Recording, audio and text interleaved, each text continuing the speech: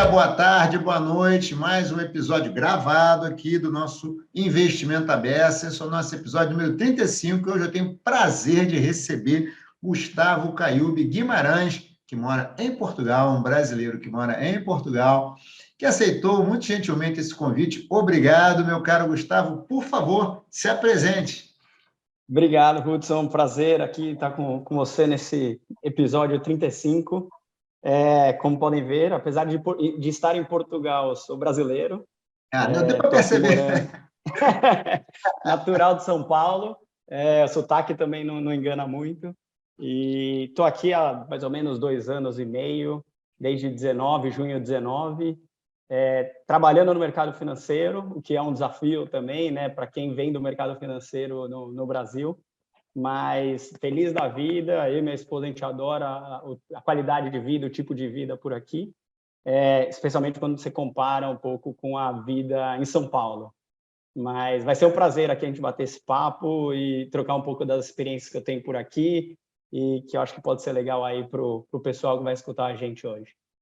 Legal. Super obrigado mais uma vez, Gustavo. Vou fazer uma perguntinha. Me conta um pouquinho, assim, você trabalhava em mercado financeiro aqui no Brasil, aí foi para... Como é que é um pouquinho essa sua trajetória profissional?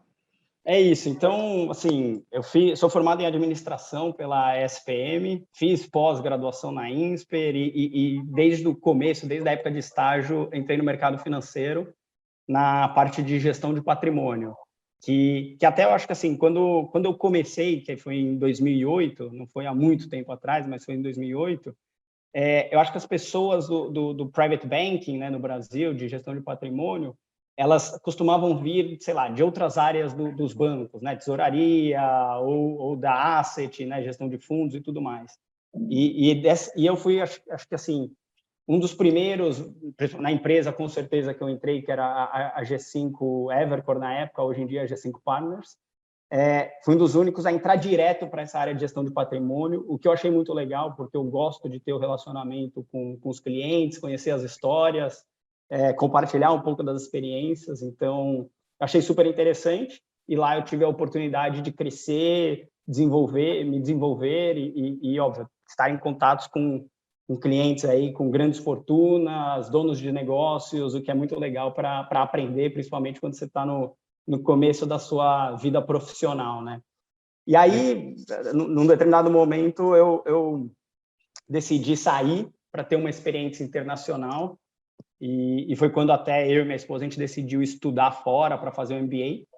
E aí, por isso que eu comecei a minha jornada aqui no exterior, basicamente. Assim, Você já fez o MBA na Europa já, inclusive? Já, fiz na Espanha, numa escola chamada ESADE. Por eu ter a cidadania italiana, né, ter a dupla cidadania, foi mais fácil até para depois continuar por aqui, porque as questões de vistos eu acho que é às vezes um pouco complicado nessa fase. E a gente até pensou nos Estados Unidos, mas foi uma época que o Trump tinha entrado no poder, e aí começou algumas políticas restritivas contra os imigrantes. A gente falou, vamos para a Europa, que a gente gosta, a gente já tinha conhecido, óbvio, o turismo. E ele falou, vamos para lá, tem faculdades muito boas, e aí depois a gente tenta tocar a vida por lá. E aí foi assim que a gente acabou parando em Portugal depois da escola. Acabou aí no mercado financeiro, continuou no mercado financeiro em Portugal, né? E hoje a Reed Capital é uma asset, é isso? Isso. Então a Reed, na verdade, ela mudou de marca recentemente, ela era conhecida por Dunas Capital. A meados de outubro a gente mudou o nome por conta de uma transação envolvendo os acionistas da empresa, e aí agora se tornou Reed Capital, mas é uma empresa que foi fundada em 2003, já há algum tempo, quase 20 anos, e ela é o que a gente pode chamar de uma gestora de fundos igual no Brasil, né? Então a gente tem aí licença para gerir, traduzindo para a linguagem brasileira, né? Fundos multimercados, fundos de investimento e participações. A gente está ativando a licença para fundos imobiliários e também a gente faz a gestão de carteiras de clientes. Então, é como se fosse realmente uma gestora de carteiras de fundos aí no Brasil, entendeu? Legal. Boa, Gustavo. Agora que a gente já te conhece, vamos agora àquela história aqui que a gente, não, obviamente, a gente sempre combina um roteiro, assim, a gente não chega aqui e sai falando assim, pensei, não. Conta um pouquinho aí, porque a curiosidade é muito grande, que é o seguinte, né? Hoje no Brasil tem muito brasileiro, né, pensando em morar em Portugal. A gente vê matérias no jornal toda hora, o fluxo de brasileiros indo morar na Europa e principalmente em Portugal. Vamos falar de Portugal. O fluxo de brasileiros morando em Portugal é bastante grande e tal, é um fluxo grande, robusto. E aí a nossa pergunta é, como é a vida em Portugal, então? Já aproveitar o momento, a gente fala de investimento, mas vamos falar também um pouquinho de aproveitar que você está aqui, né? Eu vou te perguntar, você gosta de comida boa e tempo bom? Pô, com certeza. Opa, isso aí demorou, Então, já estou aí. aqui tem isso também, entendeu? Eu sei que no Brasil a gente consegue encontrar vários lugares com comida boa e tempo bom, mas aqui também tem. E o bom, óbvio, é que você está ali próximo de outros países da Europa e aí, eventualmente, você consegue viajar no final de semana para a Espanha, que é logo aqui do lado, para a Itália, para a França, que é muito fácil aqui de Portugal. Então, acho que tem algumas outras vantagens, né, quando comparadas ao Brasil. Mas, assim, a qualidade de vida é muito boa em termos de segurança. Eu e minha esposa, a gente acha isso muito bom. Óbvio, ainda mais vivendo em São Paulo. Eu acho que existem outras cidades no Brasil que são mais, talvez, perigosas que São Paulo. Acho que Mas, o Rio de assim, Janeiro, que é minha terra natal, não, acho que é um pouco, né, mais perigosa, por exemplo. porque às vezes você está muito próximo, né, do crime e da onde as pessoas realmente vivem. Em São Paulo, talvez às vezes no subúrbio é uma região um pouco mais difícil, mas assim, por isso que você consegue talvez fugir um pouco dessa realidade. Mas eu acho que isso aqui em Portugal é o que se destaca mais, inclusive no último ranking, né, de países mais seguros do mundo, Portugal estava na terceira colocação. E, se não me engano, foi o ranking do ano passado ou ano retrasado, foi bem recente mesmo. Então, assim, isso é muito legal e eu e minha esposa, a gente um dia, óbvio, pretende crescer a nossa família e eu acho que estando num ambiente como esse é muito importante. Eu acho que é um pouco do que a gente vislumbra aqui, entendeu? Já vai ter um E aí, portuguesinho, uma portuguesinha, é isso? um dia quem Um sabe, dia, tá né? certo. Não é o plano do curto prazo, talvez não seja esse, mas com certeza um dia é o nosso plano aí de longo prazo, né? Como eu gosto de dizer. Uhum. E aí, assim, é isso. Então, você alinha a segurança com um ambiente muito bom, né? Um clima gostoso, que nem a gente está acostumado no Brasil, que aqui não fica tão frio que nem lá no norte da Europa. Então, isso é muito bom. Tá. Aí, comida boa, o povo muito acolhedor, que nem no Brasil. Então, acho que, assim, a gente aprendeu de algum lugar muitas coisas no Brasil. Óbvio, depois a gente aprimorou muitas delas e algumas a gente aprimorou no sentido ruim, mas, assim, deixamos isso de lado, mas isso tudo alinhado faz com que a gente sinta bem aqui em Portugal, entendeu? Tá. E Me adoramos. conta uma coisa, Gustavo. A gente, às vezes, tem a impressão, pelo que houve nas notícias e tal, que chegar em Portugal é fácil, né? Você chega aí, vai morar e tal. Como é que é? É fácil chegar? Assim, é fácil? A decisão é só chegar aí, tem emprego sobrando, você monta um negócio e o negócio já vai dar certo? Como é que é isso? Sim, eu acho que depende muito da situação pessoal, tá? Eu diria que nunca é fácil, né, você mudar de país, porque praticamente você tem que fechar todas as suas coisas no Brasil, vamos dizer assim, né, dando o meu exemplo. E depois, óbvio, transferir tudo para um novo país, e aí nesse novo país você tem que tirar o seu CPF local, você tem que tirar o seu número de saúde local. Então, assim, tem algumas burocracias que sempre quando você muda são chatas, mas que, óbvio, facilmente resolvidas, né? É só uma questão de tempo que você resolve. Mas, assim, em geral, eu acho que existem, né, alguns fatores, né, principalmente do Brasil para cá, alguns vistos que permitem uma praticidade, uma facilidade para a pessoa se mudar, mas eu diria que, assim, o principal negócio é ter um planejamento. Eu acho que não dá para você falar, quero mudar e vou, Tipo assim, tá ruim porque no Brasil, sabe que tá ruim aqui? Eu vou para lá. é isso, não é que aqui vai ser a solução de todos os negócios, entendeu? Porque existe sim, às vezes, dificuldade de entrada no mercado de trabalho, existe também uma questão de habitação, né? Que os preços têm subido recentemente aqui no mercado imobiliário português. Então, assim, tem que ter o planejamento. E eu vou te dar não um exemplo, mas alguns casos que eu escutei, né? Nessa subida do câmbio que a gente viu recentemente do euro, muitos brasileiros que estavam aqui tinham uma renda no Brasil, em reais, faziam a conversão e conseguiam viver aqui super bem. Mas quando o euro subiu um pouco mais do que eles já estavam planejando, a condição de vida dele aqui diminuiu, porque acabou sobrando menos no final do mês. Então, isto impacta muito, e eu acho que tem que levar em consideração quando se faz o planejamento dessa mudança, entendeu? Então, isso é importante. Ou seja, é bom você já ter um planejamento familiar, um planejamento financeiro mesmo, né? Quanto é que você vai precisar para ganhar? Você tem uma receita recorrente, de preferência em euro, né? Alguma coisa, uma referência em euro. Essa receita é recorrente mesmo, ela não é? Como é que é a sua configuração das suas despesas, né? Para que você consiga manter uma qualidade de vida pelo menos igual que você tinha aqui, né?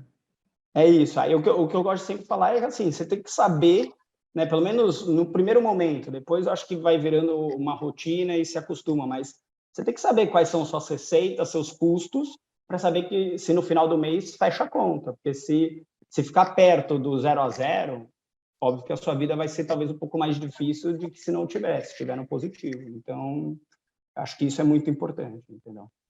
Ou seja, não se aventure a simplesmente achar que aqui é ruim, vou para lá e vai resolver tudo, igual que você falou. Não é uma panaceia. Eu acho que é muito bem colocado o que você acabou de falar. É isso mesmo.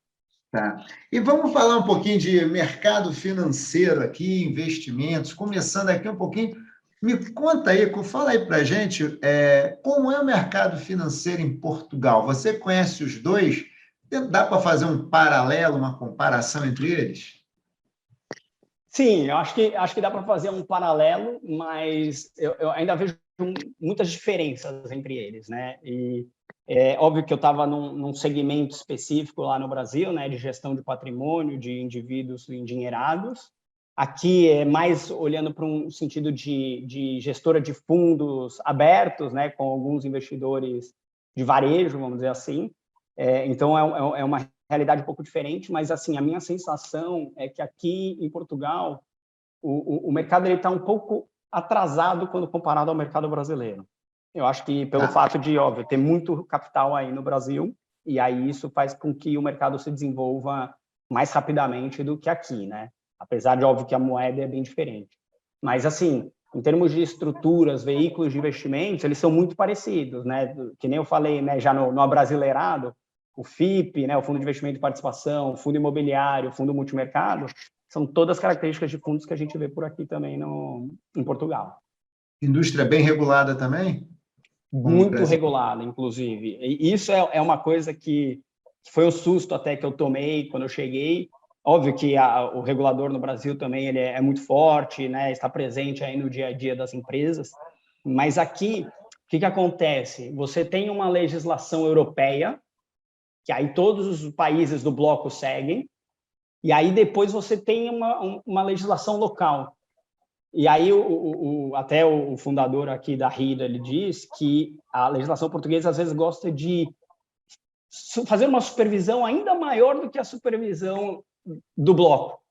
E aí isso onde a régua já é alta, né? Já é alta, entendeu? E aí às vezes isso torna um pouco o processo mais demorado, mais difícil. Mas, assim, no final do dia a gente resolve. Pode demorar um pouco mais do que o normal, mas às vezes é difícil. Para quem vem do mercado brasileiro, que, assim, a gente trabalha muito aí, a gente gosta de fazer as coisas acontecerem para ontem e tudo mais, às vezes é difícil você conseguir se adaptar num mercado um pouco mais devagar e mais moroso, entendeu? E mais, óbvio, no final, o resultado eu acho que é muito parecido e é quase idêntico. Tá? E aí a gente tem basicamente, alguns produtos bancários, títulos públicos também, né? E bolsa. Basicamente, a configuração... Muito parecida. Você tem todas essas opções que você acabou de descrever, e eu acho que a grande diferença, né, em relação ao mercado brasileiro é que o mercado aqui é aberto. Ou seja, te dá acesso a produtos nos Estados Unidos, por exemplo, ou em outros países da Europa. E que isso é interessante, né? Eu acho que essa é uma coisa que no Brasil, até talvez você saiba melhor que eu, as instituições estão brigando para ter um pouco dessa flexibilidade, né, para os investidores. E eu acho que a gente tem visto também diversas fintechs, vamos dizer assim, criando caminhos para que os brasileiros tenham acesso ao mercado no exterior. Sim. Porque aqui porque aqui o mercado ele já tem esse acesso, porque eu já posso comprar ativos denominados em dólar, em euro, às vezes em outras moedas, em libras. Então, assim, já é um mercado um pouco mais aberto. Só que aí a diferença, qual que eu vejo entre os dois? No Brasil, essas fintechs, elas têm promovido uma facilidade para você ter o acesso a isso. E aqui em Portugal, eu acho que ainda tem muita burocracia para você ter o acesso a isso, para o investidor varejo, o investidor geral, entendeu? Tá. Então, acho que essa é uma barreira que a gente tem que quebrar no mercado daqui, que no Brasil tem sido quebrado ao longo do tempo, né? Tá. Acho que a gente já Ou tem seja, visto muito. se eu entendi, mesmo estando na Europa, investir em outros mercados ele é fácil, mas tem uma barreira regulatória grande ainda. Na verdade, não é nenhuma barreira regulatória, é uma barreira operacional local. Então, os bancos, às vezes, limitam e dificultam um pouco o acesso, dependendo, óbvio, da instituição, mas eu acho que isso é um pouquinho do que pode ser desenvolvido para que as pessoas, né, investidores comuns como nós, tenham acesso e entendam melhor assim, sobre os investimentos e as oportunidades fora também. Tá. E, bem, interessante. Na verdade, é uma questão que até lembra um pouco o Brasil, né? Antes da gente ter as plataformas abertas, XP, Sim, BTG e claro. assim por diante, né? Às vezes a Verdade. questão é menos operacional e mais comercial. Você percebe que quando o cara quer ou quando ele precisa, né? Rapidamente ele dá um jeito, né? Funciona, é verdade. Funciona, E a gente né? viu muito isso no Brasil, né? Eu acho que Exato. não dá para tirar o mérito, né, da XP, né, desses outros agentes autônomos que cresceram, mas assim, hoje tem mudado muito o mercado. Eu acho que isso é interessante. Não, tem mudado muito. E aí, vamos agora pensar aqui, uma dúvida assim, brasileiro quer investir em Portugal. E aí, como é que ele faz, Gustavo? Eu quero comprar um CDB de um banco português, eu quero investir numa bolsa portuguesa, quero comprar uma cota de fundo aí com você. Como é que eu faço, hein? Como é que é o caminho das pedras para isso? Tem algumas opções, tá? E a gente até já tem alguns investidores que não são residentes aqui, são brasileiros, e aí fizeram uma opção, mas óbvio que tem outro caminho. Mas uma opção é a mais tradicional, ou seja, abrir a conta em um banco aqui em Portugal. E muitos deles, eles abrem, hoje em dia, até por conta da pandemia, eles abrem remotamente, o que é bom. Tá. Mas se não, se você vir para Portugal, você consegue abrir relativamente fácil uma conta também no banco. E aí, geralmente, assim, eles pedem um CPF local. E o banco, ele consegue criar um CPF provisório para você, o que permite essa facilidade na abertura da conta. E aí, uma vez a conta aberta, você tem acesso aí a alguns produtos que os bancos oferecem, alguns globais, outros não, mas, assim, tem esse acesso. O outro acesso, que é o que eu te Aí falei, tem que né, de alguns mandar, tem que investimentos, fazer a transferência para ele, né? Fazer o câmbio para Portugal e pronto. câmbio normal, via Banco Central, tal, e aí segue o jogo. E aí outra via, né, que, por exemplo, que eu comentei de um investidor conosco ele faz um registro, um cadastro conosco, aí aqui fora, no Brasil tem um pouco, mas acho que aqui é mais comum, existe uma conta ônibus, ou seja, tem uma conta em nome da Reed Capital, e aí tem subcontas embaixo da Reed Capital em nome dos investidores, aí ele manda o dinheiro para a conta da Reed, e aí a gente faz o investimento em nome do cliente nos nossos fundos e por aí vai. Que assemelha um pouco ao jeito antigo do Brasil de investir num fundo. Não sei se você se lembra, que você abria a conta no custodiante do fundo, junto com a gestora, é assim, entendeu? Então, um pouco, por isso que eu digo que aqui está um pouco atrasado, que eu acho que as coisas vão mudar um dia. Tomara, É né? isso. Não, vai mudar, com certeza, vai mudar. É isso. Essa Mas seria aí, assim. então, esse é o caminho, vamos dizer assim, para investir em ativos mais tradicionais, né? E aí o que a gente tem visto hoje muito, né, de brasileiros, óbvio, endinheirados, é a questão de Golden Visa, investimentos em fundos e tudo mais, ou compra direta de imóveis, isso também tem crescido e tem atraído muito brasileiro também. Conta um pouquinho então, Gustavo, porque a gente aqui, particularmente, eu nunca, para te falar a verdade, consegui parar para ler com calma essas matérias, assim, das diferenças e tal. Como é que é isso? Porque, vamos lá, tá já pegando uma segunda pergunta aí para a gente falar um pouquinho. A gente ouve falar muito em Golden Visa, a gente ouve falar, não, você só comprar um imóvel, você pode transferir a aposentadoria. O que a gente tem aí, basicamente, de opção? O brasileiro está querendo, de repente, investir em imóveis aí, ou até está pensando em ir para Portugal. Como é que funciona, mais? Quais são as opções que ele tem? Então, aí acho que você tem uma. Óbvio que eu não sou advogado, tá? Mas eu consigo Não, dar fala um pouco do panorama, porque, óbvio, é um pouco do meu dia a dia também. Mas hoje você tem, eu acho que, dois caminhos. O caminho daquele que quer se mudar para Portugal e o que não quer se mudar para Portugal, mas quer ter uma opção. Isso acontece bastante, tá?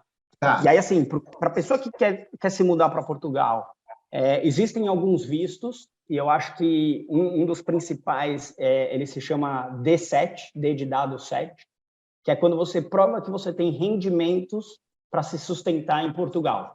Então, ele exige que você, óbvio, tire todo o visto antes de se mudar para cá, aí tem uma complexidade que é melhor falar com um advogado mesmo, mas basicamente assim, se você tem uma aposentadoria que você recebe no Brasil, você tem investimentos, né, de empresas que te pagam dividendos ou algo do tipo, você consegue provar que você tem um rendimento, e aí você consegue se mudar para Portugal, virar um residente fiscal em Portugal, e aí você consegue viver aqui normal, né? Como se fosse qualquer outro residente do país. Então, esse é um dos caminhos. Óbvio, como eu disse, tem uma complexidade, tem todo aquele planejamento que a gente falou antes, mas é uma das opções quando você quer se mudar. Nesse caso, E você aí, tem que comprar um imóvel também? Só uma curiosidade. não necessariamente, não necessariamente, porque se você provou que você tem rendimentos suficientes, você não precisa. A da Tá. compra do imóvel, que você já deve ter escutado falar bastante, Essa aí fala-se muito aqui. essa daí, às vezes eu vejo algumas matérias que saem. E aí, assim, essa da compra do imóvel é para quem quer ter a opção. Por quê? Porque geralmente ele faz parte do programa de autorização de residência para investimento, né, que é o ARI, resumindo, que é o famoso Golden Visa. E Tá. aí existem algumas rotas de investimento que permitem que a pessoa tenha uma autorização de residência em Portugal, uma autorização temporária, mas que já permite que ela venha para cá se ela quiser um dia. E aí a diferença principal qual que é? Não te gera uma obrigatoriedade de viver em Portugal. Você tem alguns requisitos a serem cumpridos, mas você não Tá. precisa viver aqui. Isso que é muito bom e muita gente gosta, entendeu? Porque no teu caso, pô, você tem aí o podcast, você tem a coluna, você tem o seu trabalho, o seu dia a dia.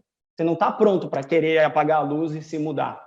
Você Sim. compra essa opção, faz o seu planejamento, e aí um dia você pode mudar, entendeu? Porque você já tem essa autorização, você pode se mudar a hora que você quiser.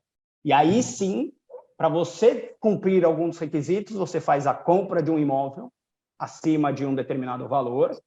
Você pode comprar as cotas de um fundo de capital de risco, que é o nosso FIP do Brasil, acima de um determinado valor, e aí estes investimentos te permitem aplicar para o Golden Visa. E aí você consegue ter essa opcionalidade e, óbvio, é uma via um pouco mais cara do que a outra, mas que tem atraído muita gente aqui em Portugal, para investir em Portugal. Não só do Brasil, mas do mundo todo. Isso que é legal. Isso que é É. bacana. Porque assim, até com algumas pessoas que moram na Europa, que comentam, né, que viver em Portugal é bom, bonito e barato, né? É isso. Não, mas é que também é que óbvio que para o real comparado ao euro fica um pouco caro, mas o custo de vida aqui é relativamente baixo, entendeu? É um dos mais baixos da Europa. Então Não, isso é muito bom. comparando de repente com alguém que mora na França, um aposentado francês, um aposentado belga, alemão, de repente faz mais sentido, né? Sim, sim, porque para eles ainda tem um fator a mais, né? Que eu não comentei, mas quando você vira um residente fiscal em Portugal, você tem um programa deles que chama residente não habitual. E aí o residente não habitual te dá alguns incentivos fiscais, e para estes países europeus que você comentou, é incrível, porque ao invés dele ter que pagar uma taxa exorbitante no país dele, sendo residente lá, ele muda a residência para Portugal e aí consegue diminuir essa carga fiscal de uma forma mais inteligente e planejada, entendeu? Ou seja, Assim, tudo à luz dos regimes, tá? Nada obscuro, mas é um fator que é possível, entendeu? Isso que é legal. Não, e é um incentivo, né, tributário para que você traga mais gente para Portugal com renda também, né? É legítimo, né? Porque com renda, às vezes com a vontade de desenvolver alguma coisa, uma empresa, porque o custo de oportunidade aqui, como você falou, é relativamente baixo. Então, assim, esse que eu acho que é o papel do governo, entendeu? Atrair investidores, atrair pessoas para tentar desenvolver a economia local. Porque, quer queira que não, são 10 milhões de habitantes. E, sei lá, 20%, 30% são idosos. Então, você precisa ter uma massa que produz, que consome, que é importante para o desenvolvimento do país, entendeu? Então, acho que é nessa linha, principalmente, que esses programas foram criados. Interessante, interessante. Uma dúvida, no primeiro modelo que você falou, a pessoa comprova que teria renda, ela continua morando no Brasil, mas ela passa a ter um visto que dá direito da ser cidadã europeu, é isso mesmo? Não. Não, na verdade, esse primeiro modelo, a pessoa tem que vir para cá, tem que se mudar, né, para Portugal. O segundo modelo, que é o do Golden Visa, né, do ARI, aí sim, você não precisa se mudar, te dá autorização, e aí, assim, é uma regra não só para Golden Visa, não só para o visto D7, mas para qualquer um. Se você tem uma autorização válida de residência em Portugal por mais de 5 anos, te permite aplicar para a cidadania portuguesa. E aí é isso também que as pessoas enxergam ao final desses regimes, entendeu? Que aí, depois de 5 anos morando aqui ou 5 anos investido aqui, você consegue aplicar para a cidadania e ter a dupla cidadania com brasileiro, por exemplo. Então, isso que é legal também.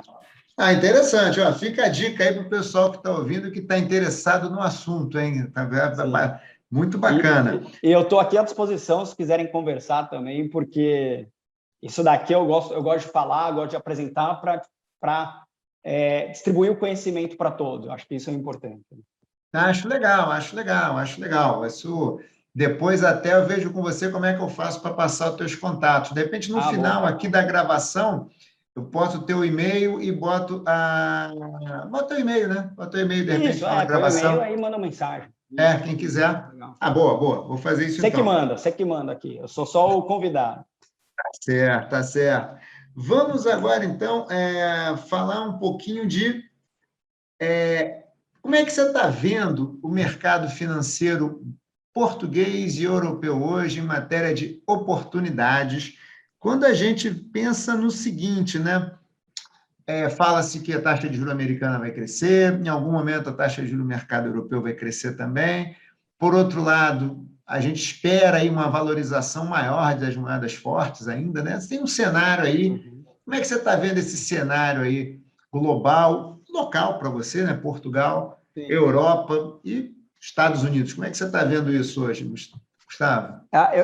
Eu vou dizer, o mercado português hoje, né? Falando um pouquinho do Portugal, depois expandindo um pouco mais, mas o mercado português hoje tem atraído muita gente para o setor imobiliário.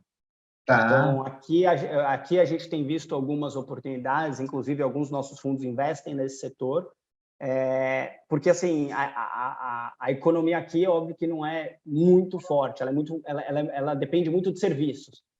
Então, assim, por isso que o setor imobiliário ele acabou se destacando um pouco, né? Porque existiam algumas discrepâncias. E aí, óbvio, o capital global acabou entrando no país. Mas eu acho que isso daqui não é uma regra para os outros países da Europa, né? E eu acho que, assim, a pandemia, né, ela afetou muito fortemente todas as economias, né, como a gente viu aí nos números do ano passado e tudo mais. E hoje eu acho que a maior preocupação aí global é um pouco em relação à inflação. Acho que os temas são muito parecidos em todos os lugares, né? Inflação, às vezes a mão de obra também tem sido difícil. Acho que muito também por conta dos incentivos que os governos têm criaram, né? Então a pessoa, acho que foi uma curiosidade nos Estados Unidos, que as pessoas preferiam receber o auxílio que o governo deu do que trabalhar, porque acabou sendo uma receita maior para eles do que trabalhar. Se eu arranjar emprego, eu vou perder renda, né? É isso. É um pouco da cabeça de algumas pessoas. Então, Isso eu acho que dificultou muito e os preços acabaram até subindo também, ajudando, né, contribuindo para aumentar os preços.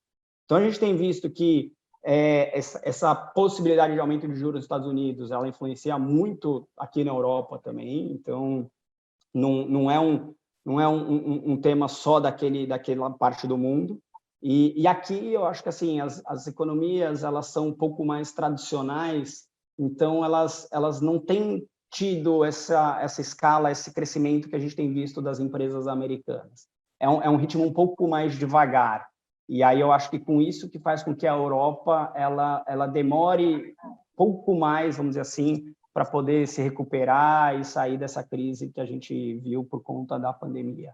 Mas, assim, o cenário eu acho que ainda é promissor, mesmo num cenário de alta de juros nos Estados Unidos, porque apesar, né, de alguns ativos de matéria-prima estarem escassos por depender da China, a gente tem visto que a produção aqui na Europa também tem crescido, as empresas estão procurando alternativas mais baratas para não ficar dependente de um único local. E aí eu acho que isso vai conseguir estimular um pouquinho a produção local aqui do bloco, que eu acho que vai ser interessante aí nos próximos anos. Mas acho que, sim, a Inglaterra saindo do bloco, acho que foi uma surpresa, não uma surpresa, mas as pessoas ainda não sabem o que vai acontecer, apesar de já ter acontecido, né?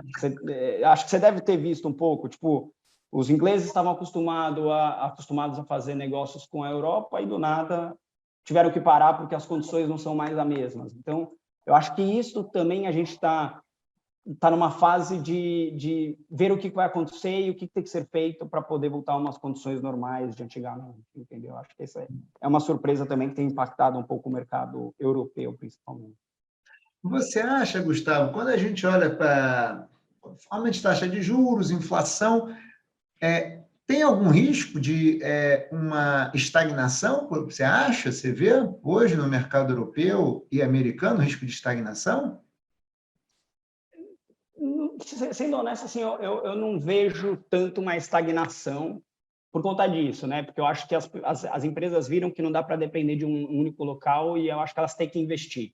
E o custo hoje, o custo de oportunidade, ele é muito baixo, né? As taxas de juros são baixas.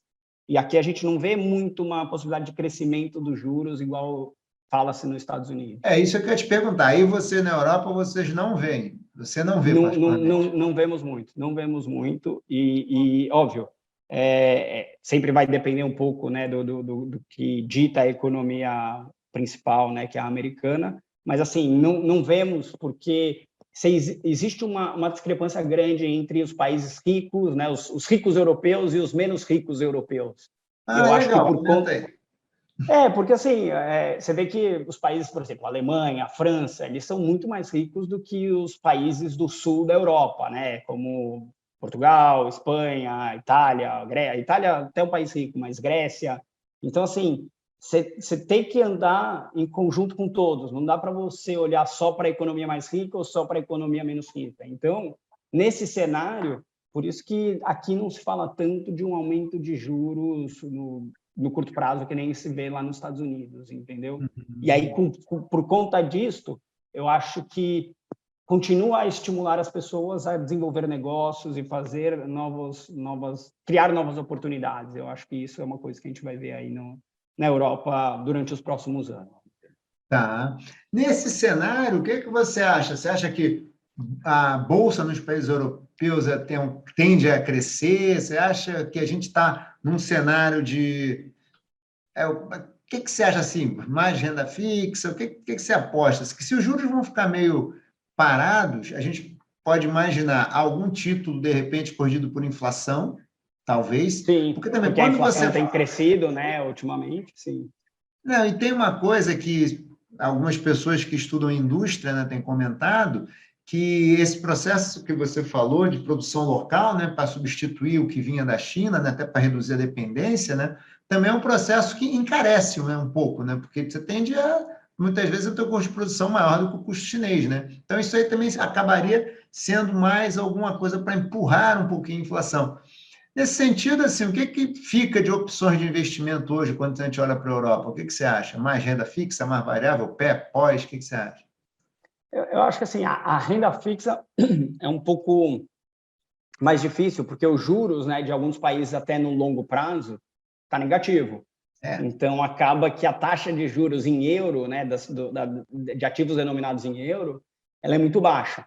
Então, o prêmio né, de risco de algumas empresas não compensa quando comparado a um título soberano. Mas, óbvio que assim, vai variar de país para país. Existem alguns países, por exemplo, a Turquia, que paga uma taxa muito alta, mas aí você tem um risco embutido nisso que nem todo mundo quer correr, entendeu? Então, assim, eu vejo que a renda fixa é um pouco mais difícil, mas o que tem falado muito aqui na Europa como um todo? Alguns fundos alternativos que faz empréstimos mezanino. É como se fosse talvez o FDIC no Brasil, entendeu? E aí você consegue ter um prêmio maior, uma rentabilidade maior, e aí hoje em dia alguns gestores têm criado veículos mais acessíveis. Então, isso pode ser um caminho interessante, porque um gestor capacitado vai identificar o risco, o retorno de investir naquela determinada empresa, né, de dar crédito para aquela determinada empresa, e aí, às vezes, pode valer a pena para o investidor. Então, acho que essas oportunidades têm aparecido e podem ser interessantes, mas eu diria que, assim, o mercado no contexto europeu, acho que o mercado de ações é uma das melhores opções. Óbvio, tem que sempre avaliar o perfil de risco do investidor, né? Não dá para simplesmente falar que é a melhor opção, porque cada um tem a sua característica, né? Mas eu diria que as ações hoje aqui são uma das melhores opções de investimento. E, óbvio, algumas arbitragens, como eu disse, o setor imobiliário em Portugal é interessante. Então, às vezes vale a pena o risco, o retorno do investimento no mercado imobiliário. Com contrapartida, óbvio, da liquidez, mas é sempre uma ponderação que pode ser feita. Mas eu diria que, em linhas gerais, o mercado acionário, eu acho que é uma das opções boas. E aí eu estou falando de países, tanto de empresas nos países Alemanha, França, Inglaterra, o que for, mas também países como empresas aqui em Portugal, na Itália, que tem muitas empresas muito grandes, na Espanha também. Então, assim, é o contexto como um todo. É só O que um a único gente país. tá assim, pensando em longo prazo, né? Pensando em investimento de longo prazo, as melhores apostas, olhando o risco-retorno, olhando o perfil do investidor, como você falou, é importante ressaltar, estão ali na renda variável, na bolsa, né? E nos investimentos alternativos, né? Saiu outro dia uma pesquisa da PricewaterhouseCoopers que realmente mostrava que, uma pesquisa mundial, feita com gestores, né? E mostrava que os investimentos alternativos estão na ordem do dia, né? É isso, é isso. E aqui eu acho que não é diferente. Um jornal espanhol outro dia publicou também. E aí acho que a informação mais importante ali da matéria era que esses fundos alternativos estão mais acessíveis para os investidores. Óbvio, alguns deles ainda têm um mínimo muito alto, né, 100 mil euros e tudo mais, mas existem já alguns que têm um mínimo de 10, 50 mil, dependendo da legislação local, que aí que torna interessante, porque às vezes você não tinha esse acesso a esse tipo de investimento. E isso é muito legal. Uma perguntinha, um fundo imobiliário português, basicamente, qual é o ticket de entrada? Só para ter ideia, assim? Eu vou dizer, um fundo imobiliário no sentido que a gente tem no Brasil, cotado em bolsa e tudo mais, eu diria que Portugal tem um ou dois, para ser bem honesto. Não tem muitas opções, tá? Mas é um ticket relativamente pequeno. Eu não diria que seria mais do que 100 euros, assim. Para ser bem honesto, como eu disse, não é tão difundido. Eu acho que hoje os portugueses eles têm muito dinheiro concentrado nos bancos, como se fosse na poupança e CDBs, né, que não pagam quase nada, paga, sei lá, 0,80 ao ano, 1% no máximo ao ano. Mas, assim, eu acho que é um mercado que poderia ser bem desenvolvido, com certeza.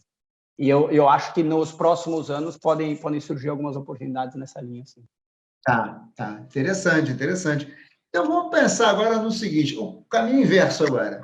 Eu sou um europeu, você está aí, imagino que acabe recebendo também consultas e tal. A pessoa quer investir no Brasil. A questão é, como é que o Brasil está sendo visto hoje? A pessoa está ali, está na dúvida. É assim, quando alguém vai chegar para você e pergunta se quer investir no Brasil, mas, Gustavo, aí Como é que você consegue ler da mente dos investidores europeus que estão analisando ou estavam analisando o Brasil? Sim. A verdade é o seguinte, eles olham para o Brasil como um ativo de risco, infelizmente, né? Porque pelo tamanho do país, eu acho que a gente não precisaria estar tão classificado como um ativo de tanto risco assim do que a gente vê, né? Você A está aí, gente você está vai poder falar melhor que eu. a gente está naquele pedacinho do portfólio do cara que é ativo de risco. É Aqui, isso, não, é isso. vou botar só um pouquinho que ali é risco, é isso? É isso, é isso. E aí, assim, óbvio, eu acho que o eventual aumento de juros que a gente tem visto atrai o investidor, porque comparar um prêmio de risco Brasil contra um prêmio de risco Turquia, por exemplo, historicamente o Brasil é melhor, então ele prefere ir para lá. Só que, em contrapartida, ele tem visto que o câmbio uma dificuldade para ele, porque quando você vai, é sempre muito bonito. Eu acho que talvez hoje possa estar num momento interessante, se for um longo prazo, porque talvez a gente tenha mais turbulências aí no curto prazo. Mas, assim, é um momento interessante, porque €1 dele vale muito mais dinheiro do que antigamente. Óbvio, alguns ativos ficaram mais caros e tudo mais, mas, assim, você tem grandes oportunidades. Mas quando ele eventualmente for trazer de volta o capital, pode ser um problema. Então, acho que ele tem que avaliar um pouco qual que é o tipo de risco que ele vai tomar lá no Brasil, né, quando ele chegar aí no Brasil, para saber se este risco cambial vai compensar ou não, né? Então, eu acho que esse é um fator importante para o investimento deles. Mas assim, a bolsa, comparado, né, com outras bolsas no mundo, tem despencado muito, principalmente em dólar, e eu acho que isso traz uma oportunidade para o mercado, para ele entrar no mercado local, mas é claro, não é para amador, tem que saber analisar, estar bem confiável, porque não é tão simples assim, dadas as notícias que aparecem todos os dias, né? Então, Semana mas passada tivemos notícias fortes aqui, né, com o negócio do rompimento do teto de do gastos, teto. né? É isso, eu acho que essa daí vai continuar aí no curto espaço de tempo e cada dia vai sair uma surpresa nova. Então, é complicado às vezes. Particularmente, Gustavo, você acha que, mesmo dada essa volatilidade no Brasil, né, e aí, obviamente, a taxa de juros até está reagindo, mas você acha que digamos, o cenário atual brasileiro nos colocou numa faixa de risco que haja aumento de juros? Você percebe hoje que os investidores com quem você conversa, que têm algum interesse em ir para o Brasil, estão mais seletivos em relação ao Brasil, estão pedindo prêmios ainda mais altos? Eu acho que sim, dado todo o cenário que a gente tem hoje e o cenário que vai vir no ano que vem com as eleições, entendeu? Então, às vezes não vale a pena você tomar esse risco todo para o retorno que hoje é pago para eles. Então, eu vejo que muitos dos investidores, eles querem ter uma compensação maior, porque senão é o que eu falei, às vezes ele vai tomar um risco, um empréstimo mezanino, um risco de crédito aqui, talvez de empresas médias na Europa, que já compense a rentabilidade para eles, e aí não vale a pena aí tomar esse risco no Brasil, que não só do ativo do país, mas também do câmbio. Então, acho que é um componente importante para ele tomar uma decisão de ir ou não para lá, entendeu? Mas, assim, se eu fosse um investidor, é que eu sou um pouco suspeito porque eu conheço o Brasil, né? Já trabalhei, sou brasileiro, então conheço bem. Mas se eu fosse um investidor estrangeiro, eu ainda olharia com bons olhos, porque você tem algumas oportunidades aí que não é simplesmente fácil de achar aqui na Europa como um todo, entendeu? Eu não sei explicar precisamente qual é a oportunidade, mas se eles olharem, dependendo do negócio, do campo que a pessoa, o investidor está, eu acho que tem oportunidades aí para se desenvolver. Entendeu? Certo. Ainda nesse tema, Gustavo, uma coisa que assim, você consegue detectar, não sei se está muito no teu radar, gente que meio que, tipo assim, já botou o Brasil para ano que vem, esse ano, ano que vem, assim, esse ano que vem eu Já desistir de Brasil? Tem alguma coisa dessa no teu radar, por acaso?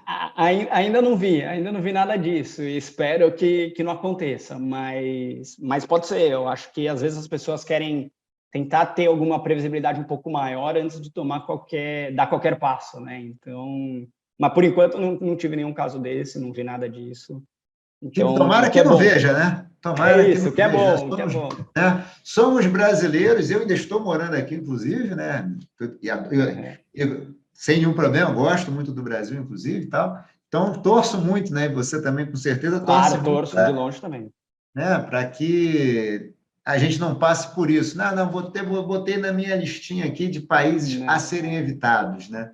Tá. Assim, o país, assim, óbvio que passa por várias turbulências, né? Mas a gente, como brasileiro, a gente sempre é otimista, né? A gente sempre quer que a coisa decore e vá bem. Então, acho que os investidores em geral às vezes têm um pouco desse sentimento, mas óbvio que com o pé atrás sempre, porque também podem vir surpresas desagradáveis aí ao longo do caminho. Certo, certo. Bem, Gustavo, a gente está chegando aqui ao final, mas eu, obviamente, tenho um tema que a gente tem que cobrir, que é um tema da moda hoje. Moda, às vezes, é uma palavra ruim, né? É um negócio passageiro. É um tema do momento, vamos chamar assim, mas que eu acho que vai perdurar, que é ESG. Tá? Então, eu Certo. queria ver se a gente, antes da gente terminar, eu queria que você falasse um pouquinho como é que está essa pegada ESG aí em Portugal. Esse tema, se você quiser também falar sobre a Europa, fica tranquilo. O que você Sim. poderia falar aí para a gente? Então, na Europa como um todo, os legisladores têm implementado cada vez mais políticas ESG, e por exemplo, uma vez eu fui falar sobre um dos fundos que a gente tem aqui, multimercado, e um dos fatores para o banco levar no comitê deles eram os fatores ESG que o fundo tinha. Então, acho que assim, essa tendência ela vai crescer cada vez mais e vai ser importante, né, para um gestor de fundos ter uma política ESG, seja você segue ou não, entendeu? Mas pelo menos justificar e mostrar o porquê, ter um racional por trás daquela decisão que foi tomada. Então, acho que isso é uma coisa que vai continuar crescendo. Os gestores e acho que as empresas, tudo, têm se adaptado um pouco a isso.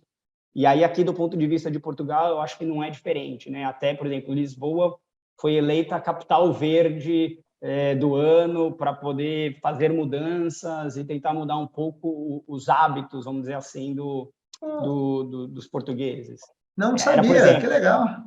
teve essa. E aí era, por exemplo, restringir a circulação de veículos no centro de Lisboa. Óbvio que, assim, isso foi até no ano passado, foi durante a pandemia. Teve que ajustar um pouco os planos, né, por conta de toda a situação que a gente viveu, mas a ideia é que no centro ali de Lisboa seja restringida a circulação de carros, né, de veículos utilitários e passe só transporte público, pessoas a pé, de bicicleta, então, que é legal. Eu acho que essa é uma tendência que a gente vai cada vez mais ver aqui nos centros europeus, vamos dizer assim.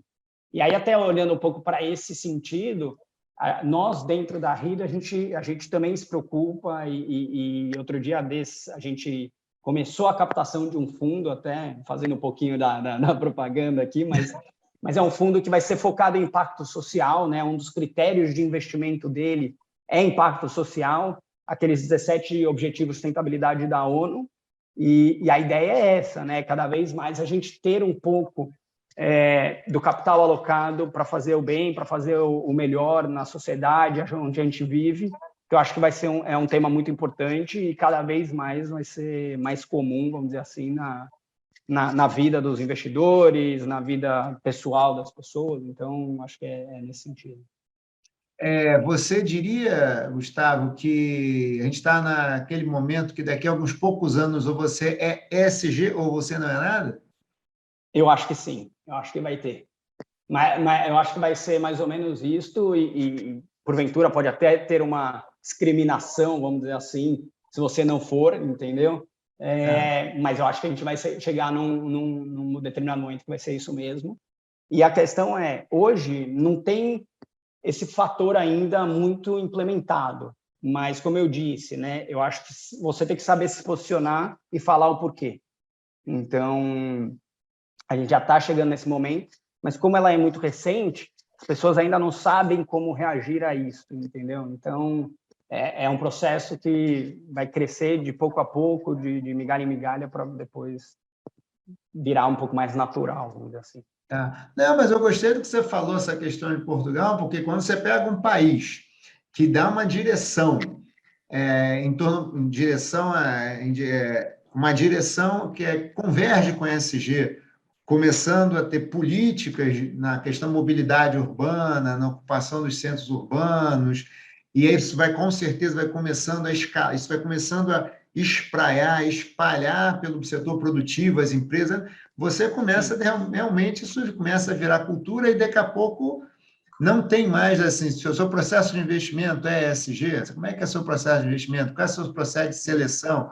Aí começa, é uma roda, né? O seu processo tem que ser, então você só pode investir em empresa que obviamente tem uma política ESG, e pelo que você está falando, Portugal está bem evoluído, já está caminhando bem, né? Tá entrando nesse caminho, sim. Entrando nesse caminho. Talvez esteja ali já no pilotão da frente da Europa nesse caminho já, né?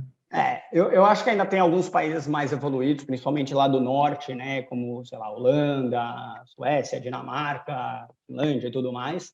Mas, assim, eu acho que sim, é bom que Portugal comece a criar esse caminho, porque isso é importante, eu acho que é importante para todos nós. Não, é importante para o mundo, né? Tem um filme para criança, né? Nem sei se é para criança para falar, chamado Wall-E, né? Que é um filmezinho muito bonito que fala sobre isso, né? Que, assim, basicamente, a gente destruiu o planeta e precisou viver numa nave, né? Mais ou menos isso, né? Não vi, legal, eu quero assistir, eu gosto desses tipos de desenhos para refletir, né?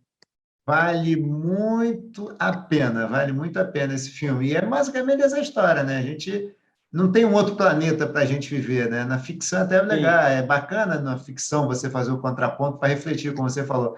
Mas a verdade é que não existe um outro planeta para 7 bilhões, 6 bilhões de pessoas, não existe, né? Então, tem que cuidar desse, né? É isso aí, concordo 100%. Né? Bem, Gustavo, chegamos aqui ao nosso final, né? Como a gente tenta manter o nosso episódio aqui, mais ou menos não estender demais. Queria te agradecer muito, foi uma conversa ótima, eu adorei a conversa, me esclareceu um monte de coisas sobre Portugal, sobre essa visão também em Europa. Queria te agradecer muito, queria pedir para você deixar uma mensagem final aí para a nossa audiência. Obrigado, eu acho que foi um prazer também. Essa, na verdade, foi a minha primeira vez de fazer um podcast. Já tinha feito alguns webinars, mas é muito diferente e agradeço a oportunidade. Fica aqui as minhas considerações, só agradecer o pessoal que escutou a gente hoje. Como eu falei antes, fico à disposição para trocar informações, né, como é viver, como é se mudar para um outro país, que eu acho que isso é sempre legal e eu gosto de ajudar as pessoas nesse sentido. Em termos de investimentos, também fico aqui à disposição, caso queira conversar um pouco mais sobre Portugal. Eu acho que o meu papel aqui é poder distribuir um pouco do conhecimento, da vivência que eu tive. Óbvio, existem muitas outras pessoas com mais vivências e mais experiências do que eu, mas o pouquinho que eu posso compartilhar, eu fico à disposição e agradeço aqui a oportunidade de ter essa plataforma com uma pessoa super especial, que é você, Hudson. Conheci há pouco tempo e gostei, criou uma empatia muito grande, eu acho que isso é muito legal também. Isso é bom, né? Para o crescimento de todos, eu acho, ter essa empatia e conseguir desenvolver. Não, primeiro que a empatia é mútua também, nos conhecemos há pouco tempo, apresentados por um amigo comum, a empatia é mútua, adorei o Gustavo, essa conversa está sendo ótima, e vamos manter uma amizade aqui ao longo do tempo, com certeza. Com certeza. Cara, achei ótimo mesmo, Gustavo, adorei a conversa, adorei. E isso que você falou é importantíssimo. A gente hoje fala muito de economia do compartilhamento, mas parece que a gente esquece que uma das coisas mais importantes a serem compartilhadas, e se faz há muitos anos, é conhecimento. Né? É isso aí. Isso é muito importante. Conhecimento, ele não existe, não serve para nada se não for compartilhado. Então, eu acho que está super bom. Eu vou botar aqui no final uma capinha aqui na edição com o teu e-mail, tá? Perfeito, agradeço e foi um prazer aqui estar convosco. Já está em português, você viu, né? Já está, eu percebi. Eu tive um curso. Tem um sobrinho que mora um tempo em Portugal, você falou, me lembrei dele na hora. Isso é legal também, né? Apesar de falar português, existem o jeito de falar e as palavras que são diferentes são inúmeras, assim, é muito surpreendente. É uma aula todo dia aqui. Não. Inclusive, quem faz a edição, vai fazer a edição do podcast, é o meu sobrinho que morou em Portugal. Ah, maravilha. Muito bom, muito bom. Muito obrigado, então. E agradeço a todos aqui por estar conosco. Tá bom. Gustavo, eu te agradeço de coração. Achei a conversa maravilhosa. A gente com certeza vai marcar uma conversa daqui a alguns meses para a gente se atualizar aqui. E super obrigado mesmo. Muito obrigado. Tá? Obrigado. Gente, uma boa tarde, boa noite, bom dia para todos. Episódio 35 com Gustavo Caiubi Guimarães. Maravilhoso. Muito obrigado, Gustavo, e até a próxima. Tchau. Tchau, tchau.